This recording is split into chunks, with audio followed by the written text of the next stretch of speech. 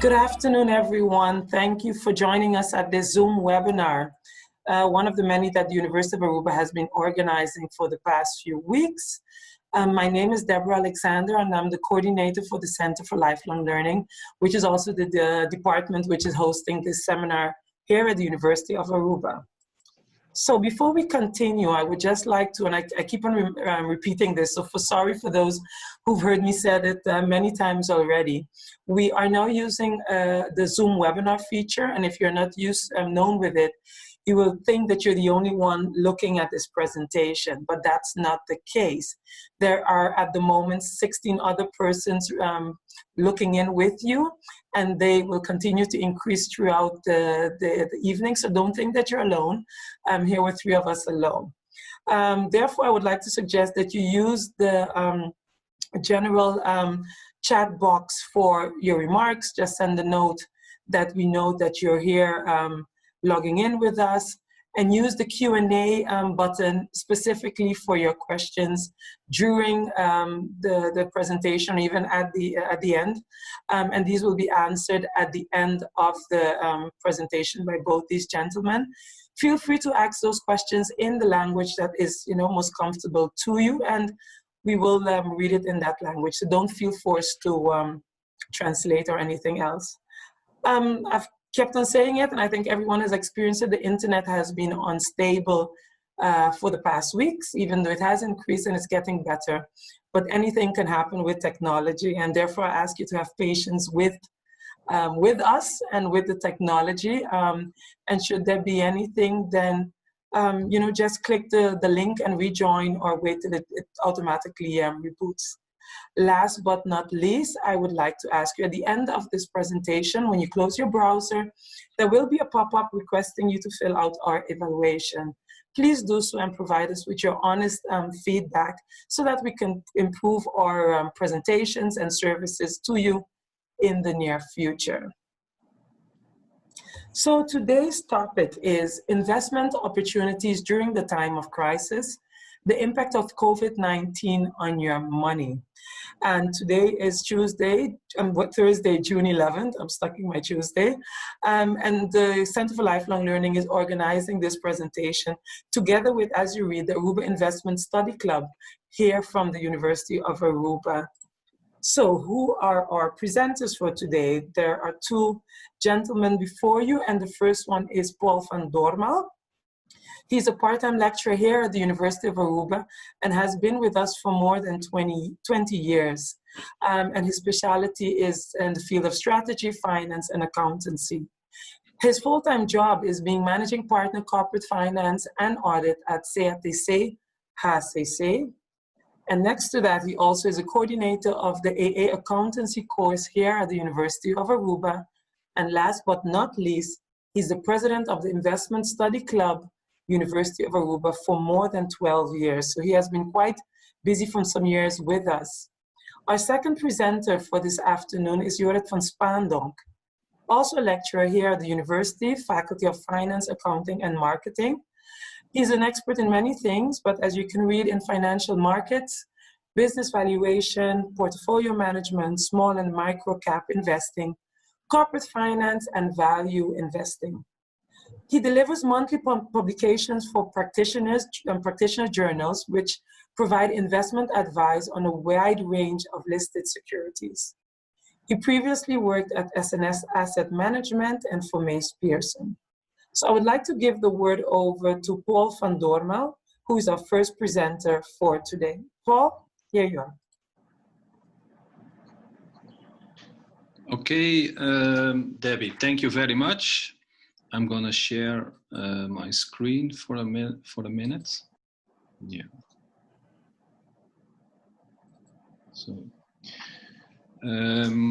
good afternoon, everybody. Thank you for attending this webinar. We are looking forward to it.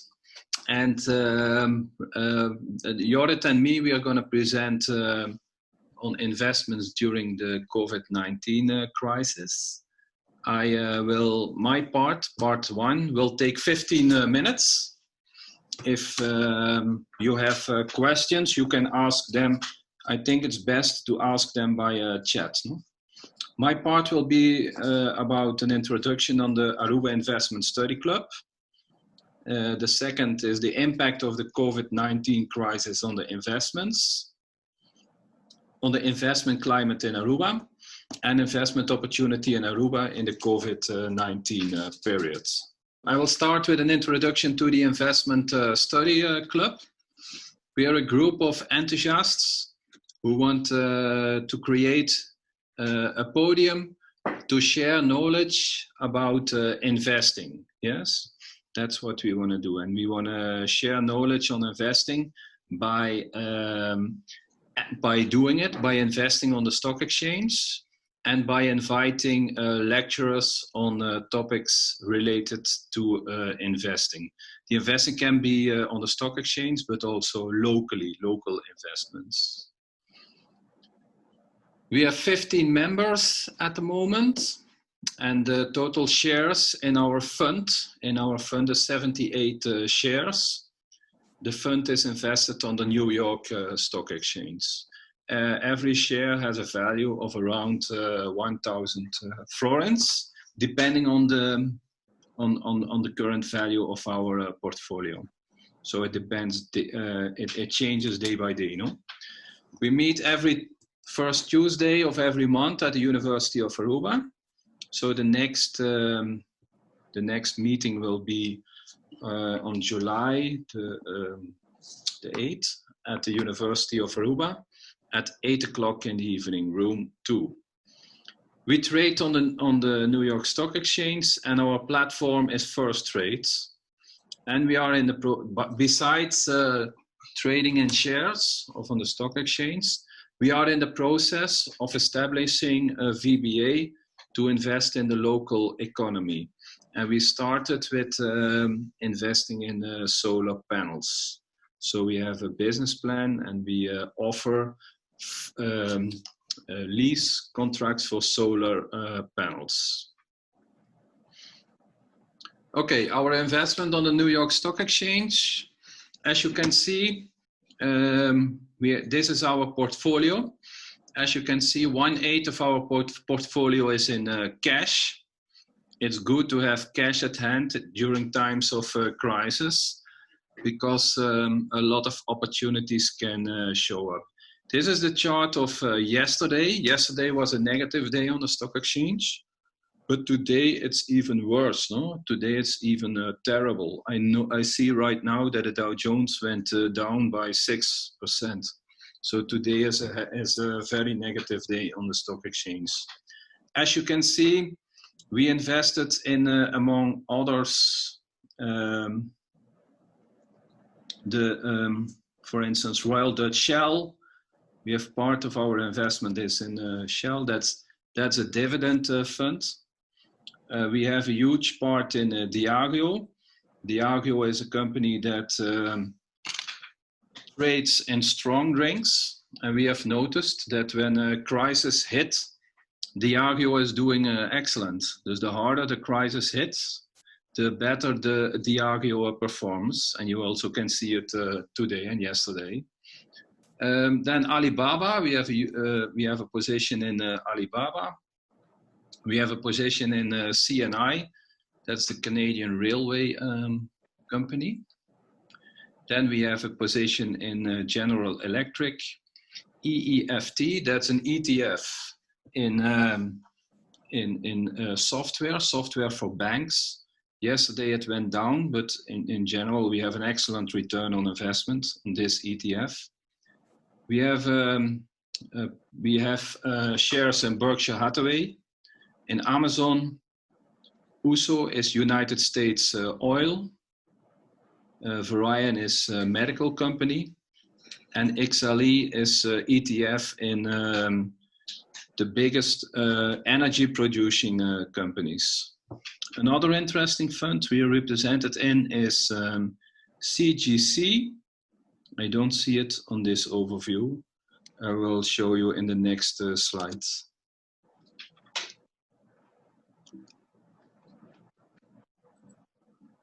Okay. Yes, the value of our fund, of our shares fund during the crisis is presented here, it comes from a higher, value. But what is so noticeable in this current crisis, COVID-19 crisis, is the volatility of our funds. As you can see, we have serious drops and serious increases in the value of our funds. In 3 months, the lowest point has been 31,000 or around 31,000 US dollars. And right now we almost hit the 40,000 level. This is still yesterday. I think today it went negative much more because of the bad figures of today. But what is interesting to see in this graph, that's the huge volatility. That's typical for a crisis, and that offers opportunities. Yes, I will go into the details of the opportunities that arise from a high volatility in the stock market later. This is our portfolio. As you can see, the total market value of the investments is 34,000. Yesterday, we had a negative result of 377. That was 1%. The total loss was 2.7 thousand. And the total all-time loss was 7%. But yes, we expect our portfolio to become positive when the crisis is over. We have a high position in crude oil. Crude oil is low at the moment, but we think that crude oil will rise again. As you can see, Amazon, we have a return on Amazon in total of 64%.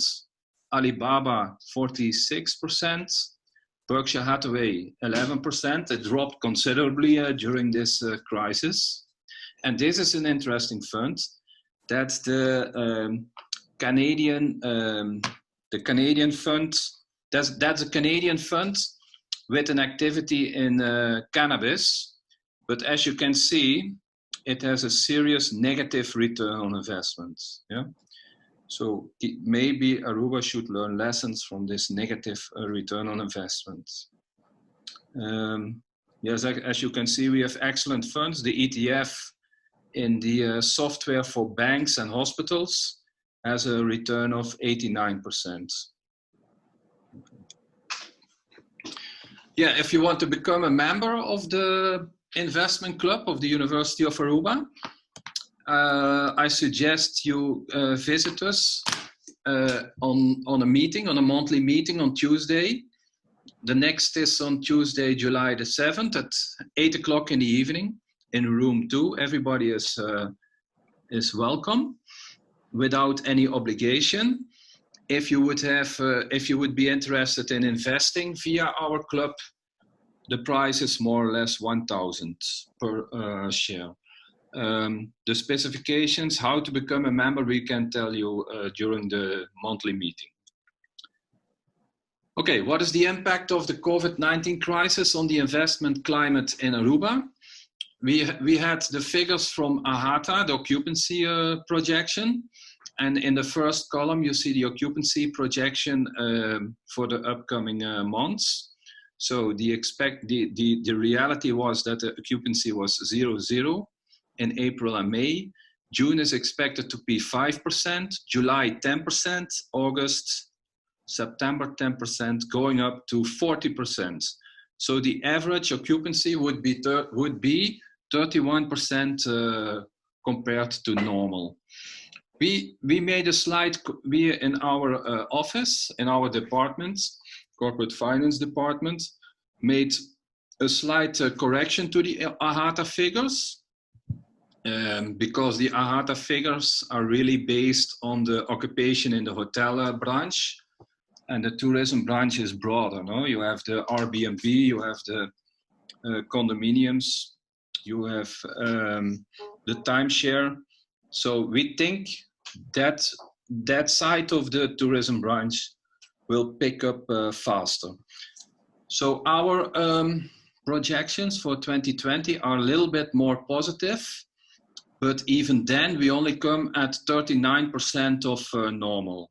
That's a tremendous drop in occupation and revenue from the tourism sector. We expect 2021 to be almost normal, and in 2022 they should be. We expect that the tourism sector should be recovered. What is the impact of the crisis on the public sector? Yeah, it's as you know, civil servants, they have a decrease in salary, decrease in purchasing power, less purchases, economy will slow down, a decrease in GDP. In the long term, Aruba got a lot of subsidies from the Netherlands. That means an increase in government debt, and on the one hand, the debt will increase. On the other hand, the GDP will decrease. So the rating, the debt as a percentage of the GDP will increase considerably, and the challenge is, or what will the rating agencies do? No, that's what the question is. At this moment, for most rating agencies, we have BB or BBB, but what will it be in the future? Yeah, it will bring pressure on safety, education, social security, infrastructure, and what will be the effect on tourism? No, that's the question. If in the long term safety and infrastructure will deteriorate in Aruba, the effect will be negative on tourism. What is a positive? What do we consider as a positive issue in this current crisis? Is the economy in the USA is very flexible and could recover fast. So maybe in a considerable time, the economy will be recovered in the States. And Aruba is very dependent on the US tourism. So that could be a positive sign. What is the impact on the private sector? In the short term, the same, decrease in salary, economy will slow down. In the long term, there is less revenue for companies. Some companies won't survive, others will downsize. No? In the real estate, houses, apartments, condos, and timeshare, lower occupation, and everybody knows real estate, occupation is important. So the revenue will be lower, and the pressure on the value of there will be pressure on the value of real estate. What are the opportunities? If you have cash at this moment, you're king, without any doubt. There are a lot of opportunities, there will come a lot of opportunities. The value of companies will drop, and there will be opportunities to buy existing companies or start a new business. I understand that a lot of bigger companies in the Horeca, they are thinking about starting up later in the year, or even not starting up again, because their number of clients they need to be break even is too high to start up right now. So that could be an opportunity for starting entrepreneurs to start in the Horeca branch. Ik zie één optie. Yeah, there is pressure on the value of real estate. So the opportunity to invest in real estate at a low value will be there right now, or maybe in the upcoming months. Prices of real estate for sure will drop. We, as an investment club, are in a project of investing in solar panels, and the crisis has no impact on the energy production of the sun. So investments in solar panels will always be good. We made a calculation of the return on investment. It depends on the energy use of your building, but you can easily have returns on investments of 16% and higher on solar energy. So that's always a good investment, and that will remain a good investment. Yes, then if you are in Aruba and you want to invest on the stock exchange. I have some clients who have been investing in the stock exchange in the last couple of weeks, and there are a lot of opportunities in at right now, and the cause of the opportunities is the volatility of the stock exchange. When the volatility is high, as is the case right now, there are a lot of opportunities in the option markets. For instance, this is a picture of today, of the option market of yesterday. I'm sorry. And yesterday was a negative day, but not that negative of today compared to today. So we had returns on investments that were skyrocketing yesterday. But today I saw on FinanceYahoo.com that today the returns are over 1,000%. These are put options. This is, for instance, a put option on Norwegian Cruise Line Holdings. The strike date is June the 12th. That's in 2 days. And as you can see, the strike price is 18. And today, Norwegian has dropped considerably below 18. So this put option came in the market. And because this put option became in the market, the return on the investment was tremendous, no? 550%. What could be done at this moment is you could, from the same share, you could buy an option, you could go long and short at the same time. And if one or the other works out, your return of investment could be tremendous, no? Very high. That are opportunities that show up right now on the stock exchange. Okay, how can you do this? We have, as a broker, we have First Trade, but we have that broker for a long time now, and I understand that it's not more possible right now to to trade via First Trade. But another broker, Interactive Brokers, gives the opportunity to invest from Aruba in the stock exchange, and they have an excellent tool to invest in options. So that's an opportunity on the stock exchange from Aruba. Okay. If you need assistance in setting up Interactive Brokers, or if you need advice on how to trade in options, you can feel free to contact me via this email address. Okay, that was my presentation. I gave a presentation of the Investment Study Club of the University of Aruba. I gave a summary of the impact of the crisis on the public and private sector of Aruba. And I gave investment advice opportunities in Aruba and on the stock exchange. I would like to pass the floor or the screen at this moment to Jorrit, and he will elaborate more on international, on global investment opportunities rising from the crisis. Thank you very much, and the word is for Jorrit. Thank you very much, Paul, and thank you very much, Deborah, for hosting us.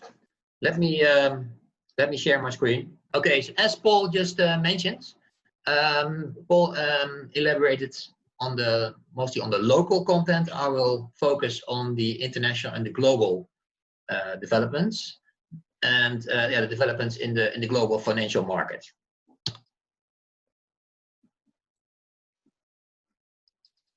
Yeah. So, well, why the global financial markets? Because what happened in the recent months has been truly unprecedented. Both the developments in the financial markets themselves, but also the response of the authorities, fiscal authorities, the US government, and the monetary authorities, the central banks. And I will also, within the global framework, I will focus on the US economy because it's still by far and by large the biggest economy and the biggest, contains the biggest financial markets. After having a look at the recent developments, I will also look into what happened to the different asset classes. Most important asset classes are, of course, stocks, equities, bonds, and commodities. And I give you my personal outlook for the rest of the year. I don't have a crystal ball, so it's by no means certain that what I say is going to come true in any case. But I do believe that I have a reasonable argumentation for the most likely scenario that I will present to you. So let's have a look at the recent developments in the US economy and how the authorities responded to that. Let's have a quick look at the most important stock index, which is of course the S&P 500. The S&P 500 contains the 500 biggest and most traded US listed stocks on the stock exchange. It went from a summit of 3,400 in early February to a trough of around 2,200 in an extremely short period. So it was less than a month that the stock market dropped 30%. That is totally unprecedented. There have been sharp drops in the past, of course, but not so quickly. But then from the 24th of March onwards, the authorities stepped in, and since then we have also had a very, very sharp recovery, which is actually a lot sharper than most analysts expected. Now, what happened in the economy? Of course, as a result of the lockdown that was affected, let's say beginning of March, maybe at the end of February, you can already see the so that of course had a big impact on the economic growth figures, and already in the first quarter, the GDP growth went negative for 5%. Now you have to remember that the quarter had 3 months. And only the last months, the months of March, the lockdown really was implemented. So that 1 month already took the economy down by 5%. But the real drop is, of course, coming in the current quarter, the second quarter, when you have the effect of the full lockdown in April and May, and only now we're getting going again. So on this slide, you will see the expectations of the analysts. And so this is then this 5%. Here you see by the red dot, you will see this was the first quarter, 5% decline in economic activity. And then this quarter, analysts expect a 17% drop again. Now remember, these are year-on-year figures, meaning that the 17% is compared to the 17% in Q2 of 2019. And afterwards, then so in the third quarter and the fourth quarter, there will be a recovery. So on a quarter-on-quarter basis, there will be a recovery. Growth will pick up again. But on a year-to-year basis, the economy will still be lower in the third quarter and the fourth quarter. And then in the first quarter of 2021, we'll be on top of everything and keep on growing. But those are the expectations of the economists at this point in time. This can change, of course. When you look at a longer-term perspective, you can see that that is truly, again, it's truly unprecedented the way the economy collapsed. Because even so, now we're not 5%, but again, as I told you, this will expand to 17%, and we haven't seen that ever. So we certainly didn't see that in the last recession, which took place in 08-09. When you had the financial crisis and the financial crisis and the Lehman Brothers collapsed, we certainly didn't see that at the turn of the century, which is another recession, when the internet bubble collapsed. Then we had only a very mild recession. But even in the 1930s, during the Great Depression, we did not see a 17% year-on-year decline in the growth rate. So truly unprecedented. The same, you can also very easily see that on the employment. So, and this figure shows you the employment. unemployment, sorry, the unemployment, the continuing jobless claims. And here you see here in 2009 that it rose, but nowhere near to the huge figure that we have now of 23 million people in the US claiming unemployment. The unemployment rate at this point in time is 13%, which is bad, but it's actually better than a lot of analysts expected. It's better than the consensus figure of the analysts. All right. Now, as I told you, so the economic developments are unprecedented. Developments in financial markets are unprecedented, but also the response of the authorities is unprecedented. Now, who are those authorities? Then on the one hand, you have, of course, the monetary authorities, which is the central banks, and you have the fiscal authorities, which are the governments. Here we'll focus on the central banks. As you can see, interest rates were almost zero again, and very fast. They took the interest rate down quite quickly. Yeah, and back at historic lows. And so this is only the Fed, so the federal funds rates. It's the U.S. interest rates, but in Europe it's even lower. And U.S. bonds, U.S. government bonds, are still giving you a yield, but the German bonds, for example, the German Bund, so the German government bonds, are yielding negative, meaning that if you invest €1,000 in a German bond, you will not even get back those €1,000 after 5 years. This is called financial repression. So the central banks are really keeping interest rates artificially low to try and get the economy going again. Yeah. Also keep in mind that you can see the big peak was in 1980, and that was just after the 70s, at which time you had huge inflation, and that was the reason that interest rates had to be increased to that amount, and I'll come back to that later.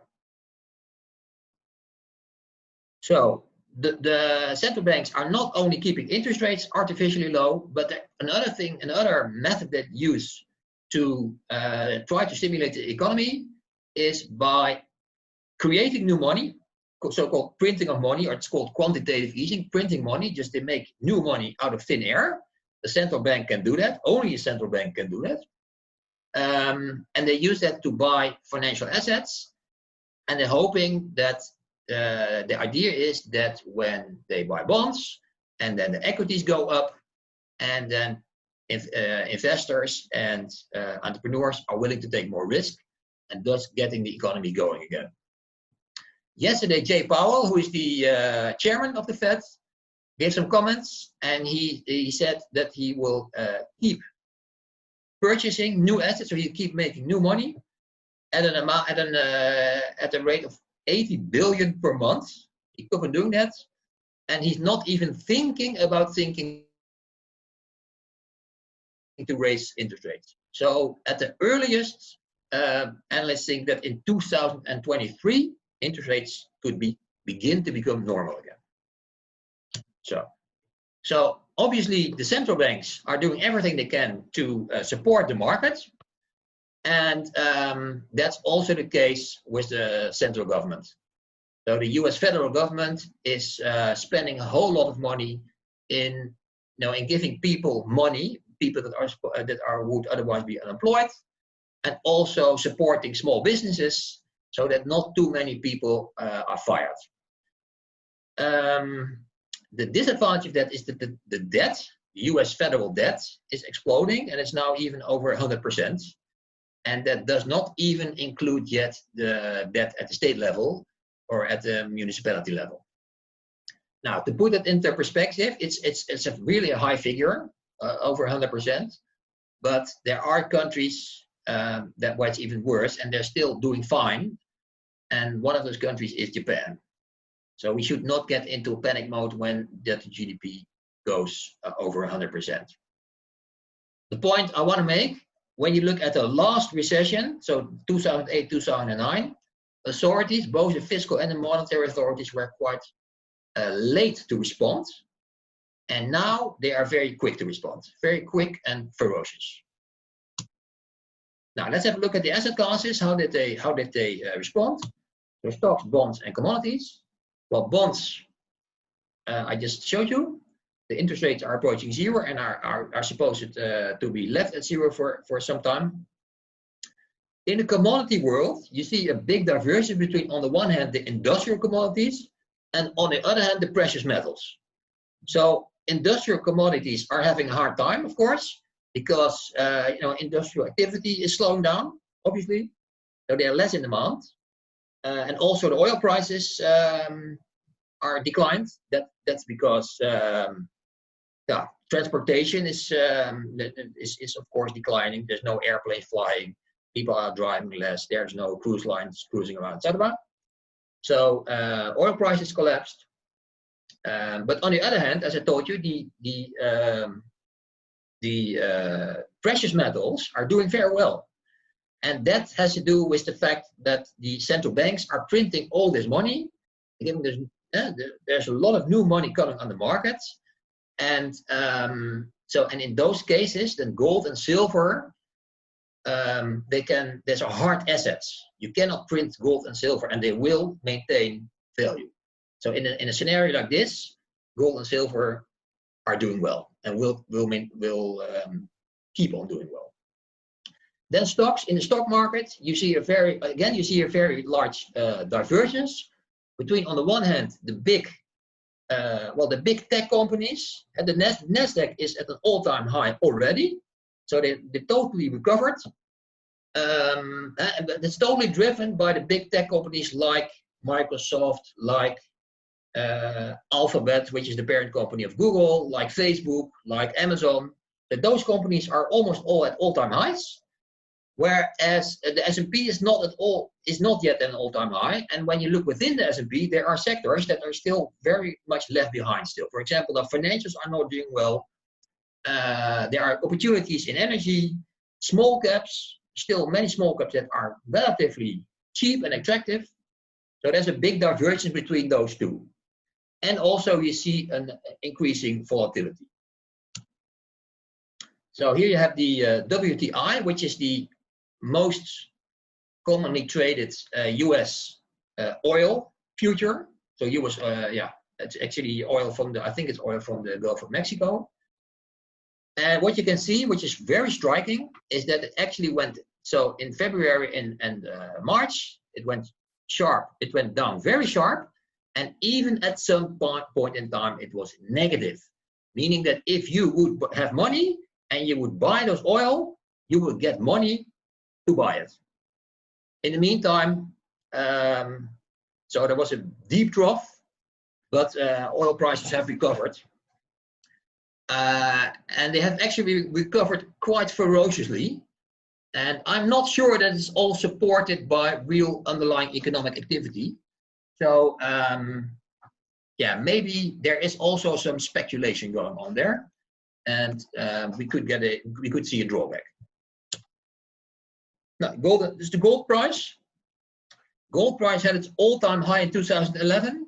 That was also caused by the central banks, because from 2011 onwards, central banks started already printing a lot of money. And the good thing about gold is nobody can print gold. And you cannot print gold, you cannot print, just like you cannot print a house, but you can print money. And they're printing money like crazy. So that's why people are looking at alternatives in the form of hard assets. Gold will always maintain its value. Gold has already, for ages and ages, been a safe haven for people trying to protect their wealth. Silver is an interesting metal because it has some industrial applications, contrary to gold. Gold is only a precious metal, but silver has both industrial applications and it's also a precious metal. At this point in time, silver has been lagging gold, but what you would normally see when gold really keeps on moving upwards, and at some point in time, silver will catch up. So if gold continues, then also silver at some point in time will do a catch up. Okay, so we've done bonds, we've done commodities. Now let's look at stocks. the S&P, this graph depicts the S&P 500 over the last 3 years. What you see, which I find very striking, and I haven't seen that before in a long time, is that this diverging pattern. So you see tops, you had a top early 2018. Then, a couple of months later, you had a bottom. Then you had a new top, which was higher. That was at September 2018. Followed by a deeper trough. Right? The trough here was actually on Christmas Eve 2019, December 24th. It was a deeper trough. That was followed by a higher high. So the high was in February this year.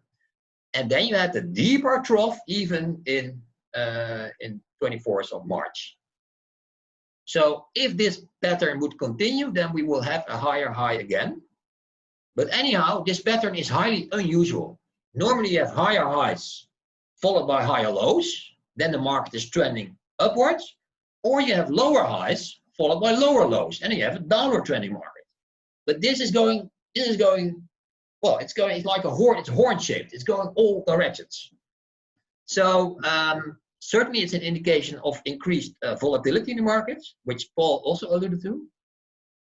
But also I looked at parallels in history. Are there any parallels in history that make sense? And I came, well, a parallel I found striking was the 70s. Because in the 70s, you kind of had the same pattern. You first, in 1965, you had a top. Then in 1966, you had a trough. Then in 1968, you had a new top. Followed by, in the recession of 1970, you had, of course, a deeper trough.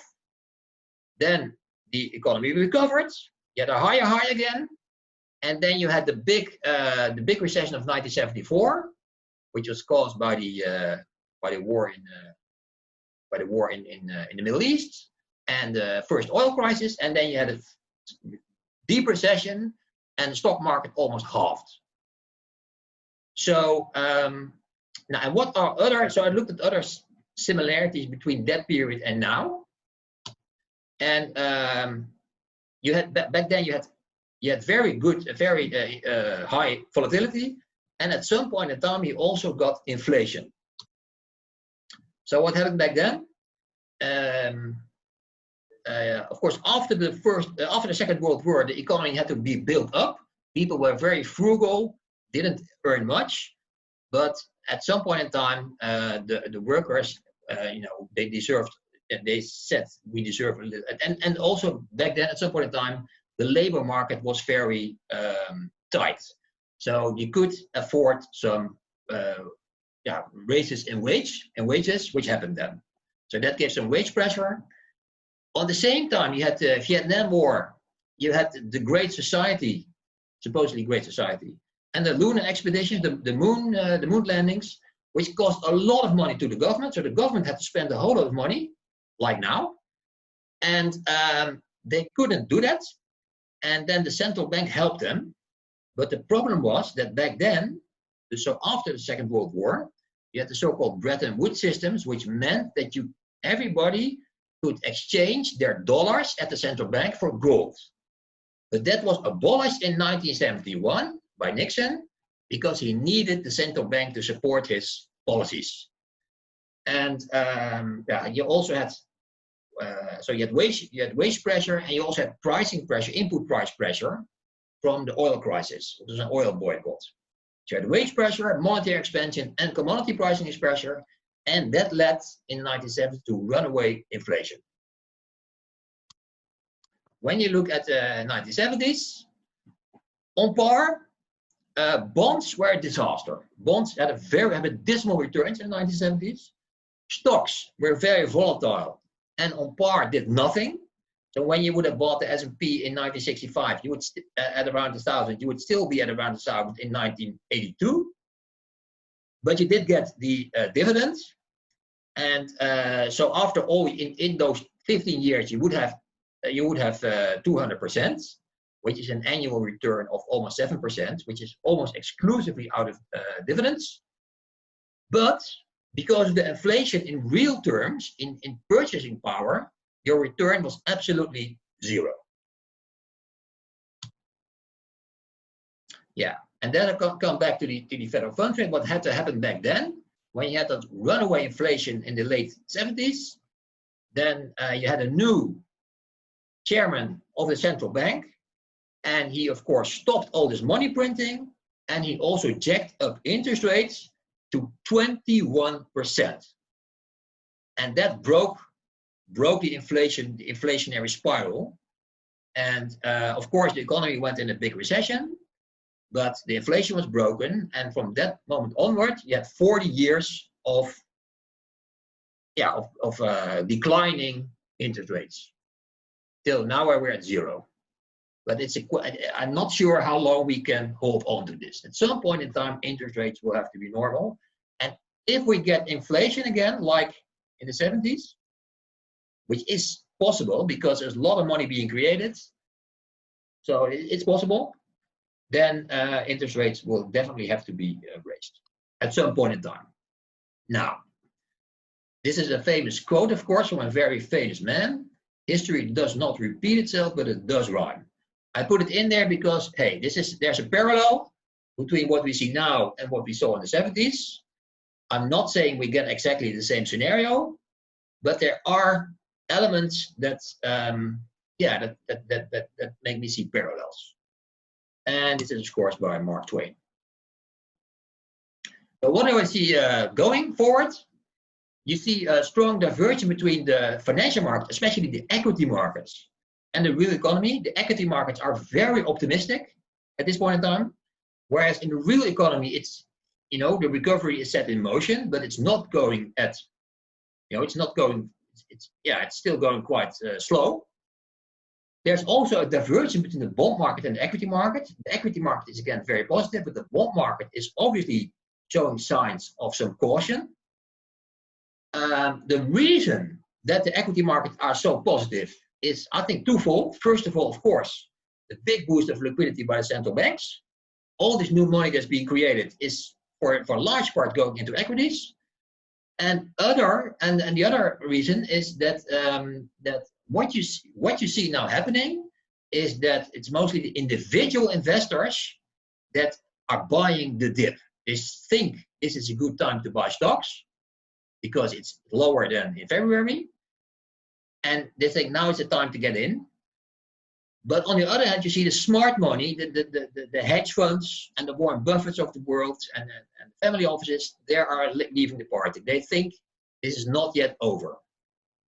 And I think they may be right, because on par, we only had a 30% drop, which is a lot. But when you look at other bear markets, then a 30% drop is not so much. So normally, if you would have a good bear market, you would have a drop of like 50%, and we haven't seen that yet.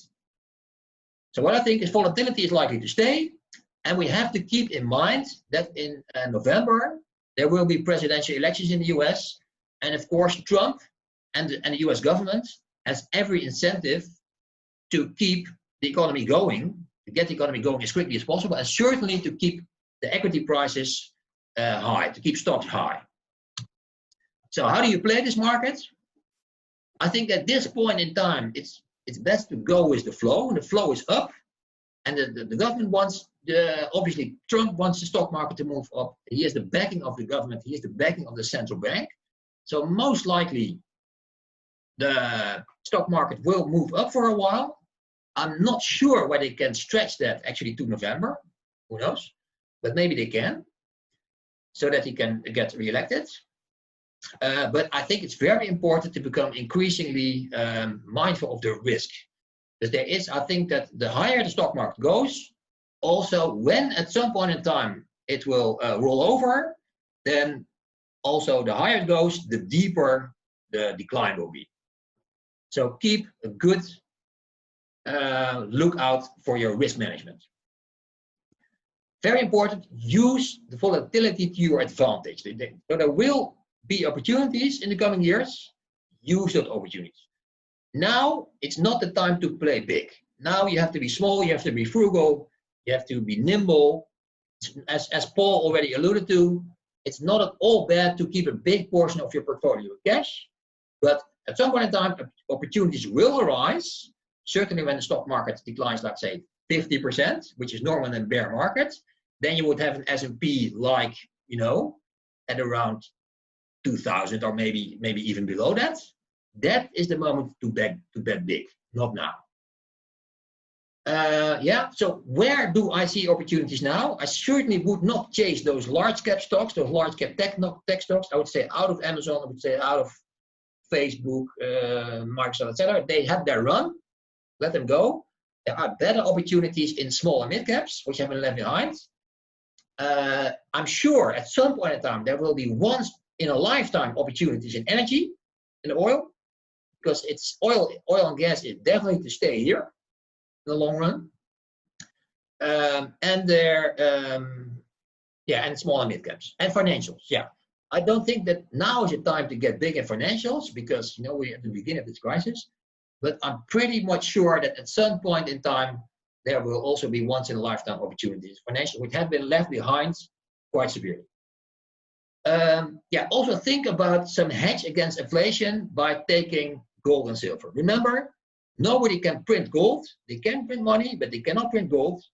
So when an opportunity arises to buy some gold or silver at a cheap price, then do so. Having like 5 to 10% of your portfolio in gold and silver is not a bad idea. And you're hedged against inflation. You can, by the way, buy gold itself, the physical, but you can also buy, for example, gold mines. They're also very much linked to the gold price. Yeah, that's mostly it. And I would, lastly, at this point in time, I would also be very careful with emerging markets, certainly when they are dollar dependent. Like, for example, we saw in Argentina what happened. We saw in Turkey what happened. You don't want that to happen to you. So that is kind of my presentation, my overlook, and my advice. Yeah, are there any questions? Thank you for that, Jorrit. Thank you very much. And I also would like to thank Paul for his presentation. Paul, where are you? Are you there? So I haven't received, I mean, this is an opportunity for everyone zooming in to pose their questions. I haven't received any questions up until now, but I do have a question, gentlemen, and I'm a bit disappointed. You're both lecturers. You should have given me and the rest of the university some advice on investing in digital platforms.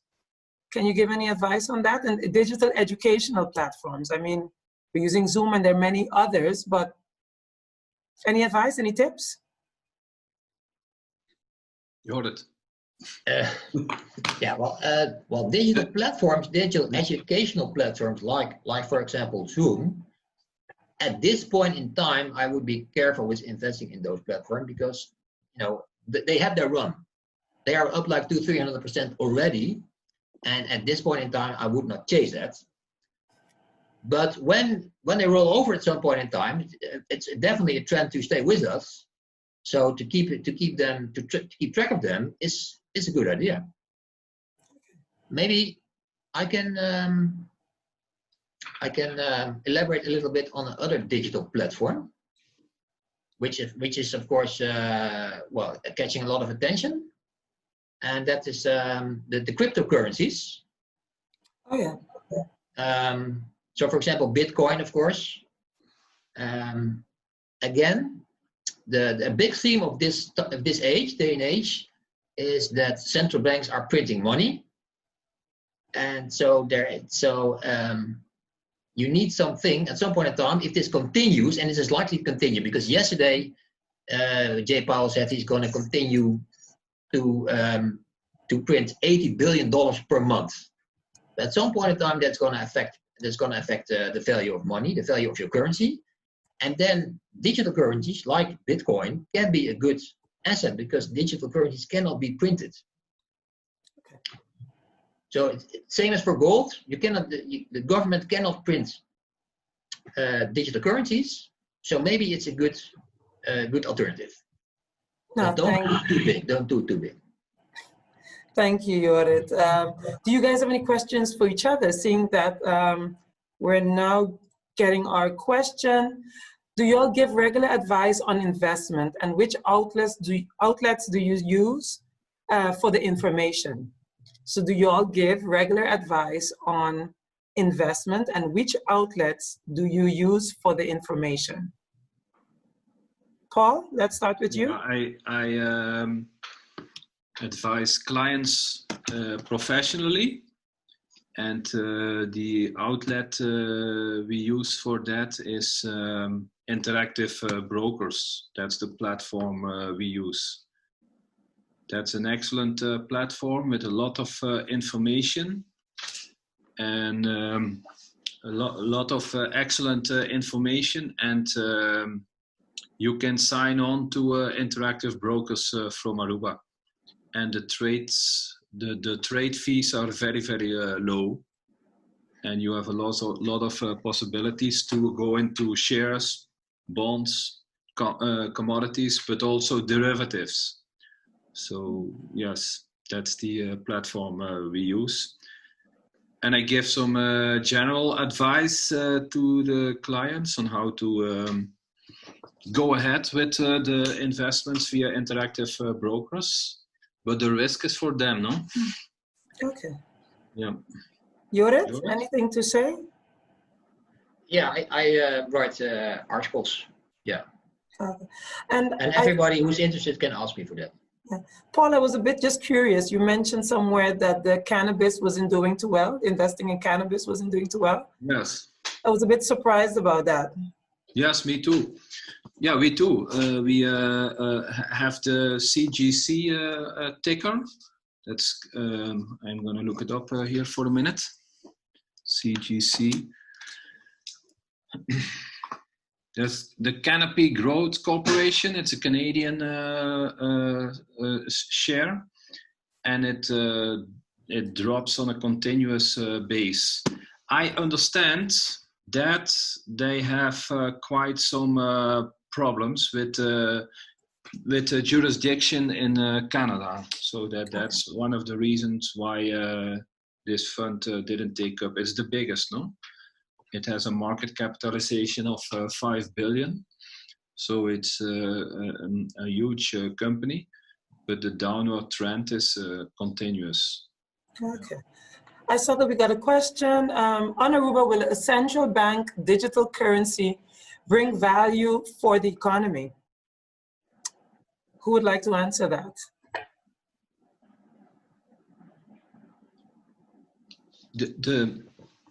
So on Aruba, the question whether or is, not I will support the cryptocurrency.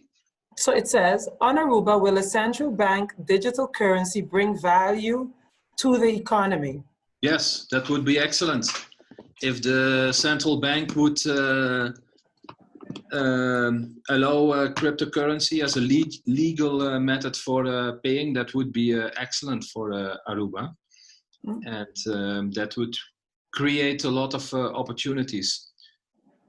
Yeah, but so far they didn't do that. And Aruba is an excellent country to work with cryptocurrency and blockchain in general. No, a lot of commissions could be eliminated by using blockchain and cryptocurrency in the Aruban economy. Okay. Let's go for that. Okay. Jorrit, is there anything you'd like to add to what Paul said? No, I agree. That would be, of course, a good way of additional payment. Sure. Yeah. Paul, another question came in. You spoke about the membership of the investment club here at the university. Can you give some information on becoming a member besides the initial 1,000 guilders of investment? Is there anything else you can add to the information given? Yeah, sure. The initial fee is not 1,000. The initial fee is, if I'm right, 250 right now. So one has to pay 215 as a membership fee, and then you are a member. No? And when you are a member, you can invest in shares from our investment fund. And the price of the shares in our investment fund depends on the stock exchange, on the daily stock exchange. No? If the stock exchange rises, the price of one share in our fund will rise. If it decreases, price of one share will decrease too. But in general, you have to pay 250. One share is around 1,000. If you quit, if you want to sell your share, that's no problem. There's an administration fee of 2.5%. So yes, and if you are interested in becoming a member, I propose that you join us in our monthly meeting. The next meeting will be on the first Tuesday of July, 8 o'clock at room 2 of the University of Aruba. Or you can send me an email. You can send an email. New members are very much welcome. And just to be clear, is it $250 per month, or is it just a one-time 250 guilders, Paul? One time. Oh, Yes, one time. it's a one-time. Okay. So I think that is it with all questions. I would like to thank everyone who logged in or registered and logged in to look at this webinar. I want to thank our speakers, both Jorrit and Paul, for their time in sharing their knowledge and helping us to make a wise decision about our money. We look forward to welcome you to our next webinar. I always say visit our website, www.ua.aw, for an overview of all our upcoming events. And if you're not a member on our mailing list, please send us an email at cll@ua.aw, and we will make sure that you're the first to be informed about our activities. So thank you very much for your time, and we look forward to seeing you again. Bye. Thank you for having us, Deborah. And Yes, thanks everybody for paying attention. Thank you for the opportunity, Deborah. It was a pleasure. Thank you, Ed.